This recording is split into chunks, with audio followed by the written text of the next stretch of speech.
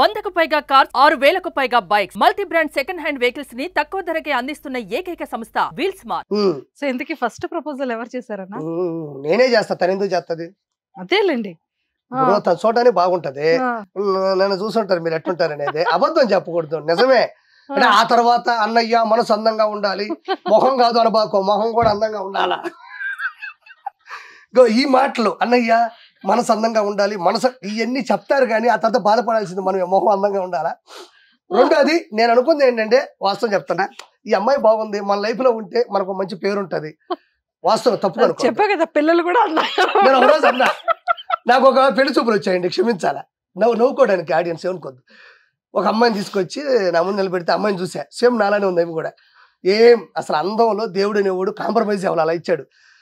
నేను అన్నాను, నాయనా నేను ఇట్టుండే అయిమట్టుంటే వచ్చి అవుట్పుట్ ఎట్టుంటారు పిల్లలు, వాళ్ళకి మనం శిక్ష ఇయ్యాలంటావా, వాళ్ళకి శిక్ష ఇయ్యాలంటావా నాయన? అందం కూడా ఒక పథకం, అందం కూడా ఒక పథకం నాయన, వద్దు వదిలి నేను పడ్డ బాధలు అంటే మా నాయన నవ్వినాడు. అట్టా తను మంచిది, అర్థం చేసుకుంటుంది, ప్రతి విషయం కూడా ఒక 70 సంవత్సరాల వయసు వాళ్ళు ఆలోచిస్తుంది. 100% చెప్తున్నాడు కదా.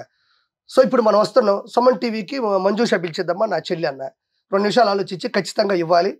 2-3 సార్లు అడిగింది. ఇంకోటి ఏంటంటే, మనం చేపల పులుసు పెట్టేటప్పుడు కూడా మనం సమర్థించింది, మనతో నిలబడింది. మనం చేపల పులుసు విషయంలో ఒక స్థాయికి వచ్చామంటే సుమన్ టీవీకి కావచ్చు, మంజుషకు కూడా మనం ఖచ్చితంగా, మిగతా వాళ్ళు కూడా ఉన్నారు తర్వాత మాట్లాడదాం, అది మంజుష నిలబడింది అన్న ఒక కృతజ్ఞత, విశ్వాసం. రెండోది ఏంటంటే, ఏది నేను అనుకున్నా అది మీడియా ద్వారా బయటికి వెళ్ళడం అనేది కూడా గొప్ప విషయమే. కాబట్టి ఎవరు అవసరం వాళ్ళది ఉండాలంతే. సో మొత్తానికి అలాగా చెప్పగానే ఒప్పుకుందా లేకపోతే? చెప్పగానే ఎవరు ఒప్పుకోరండి. మరి ఏం మాయం చేసావు? మాయ ఏం చేయలే, ఒక 2-3 సంవత్సరాలు పట్టింది. తిరిగా వాళ్ళ ఇంటికి పోయినా వాళ్ళమ్మ ఏందో వాళ్ళమ్మ నన్ను చూడగానే ఒప్పుకోలే, చూడగానే కూడా ఒప్పుకోలేదబ్బా. ఇది మరీ దారుణమైనటువంటి విషయం చెప్తున్నా. చూడగానే ఆమె ఎవరుకుందో ఏమో కానీ, చూడగానే ఏదో మా అమ్మని ఇష్టపడితే వద్దునేసి పెద్ద కథలే అమ్మా. ఇది నేను చెప్పింది మధ్యలో ఒక ఘట్టం, ఇది ముందు వెనక ఆ తర్వాత చాలా పెద్ద కథ ఉంది ఇది. మొత్తానికి ఎన్ని ఇయర్స్ లో మీ ఇద్దరిది? 3 years అనుకుంటా.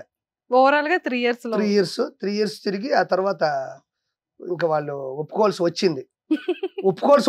అప్పుడు కూడా ఇష్టపడిన తర్వాత చివరి క్షణంలో వాళ్ళకి అర్థమైపోయింది, ఓ ఇడు మంచోడు అది ఇది అని. నేను వెనకబడ్డా బాగా. నేను దాని అంటే మా ఆవిడ వెనకబడ్డాను కానీ నేను జీవితం వెనకబడలా. నా పనులు నేను చేసుకుంటేనే ఒక టైం టేబుల్ పెట్టుకుని తిరిగేవాళ్ళు. టైం టేబుల్ ఖచ్చితంగా, ఈ రోజు ఎక్కడ పోవాలా, ఈ రోజు ఆడికి పోవాలా. మొత్తానికి లక్కీ ఒప్పుకోవడానికి ఎంత టైం పట్టింది? తనకు ఒక 1 year పట్టింది. 1 year తర్వాత 1 year ఫోన్ లో మాట్లాడతా, వాళ్ళ అమ్మతో మాట్లాడతా.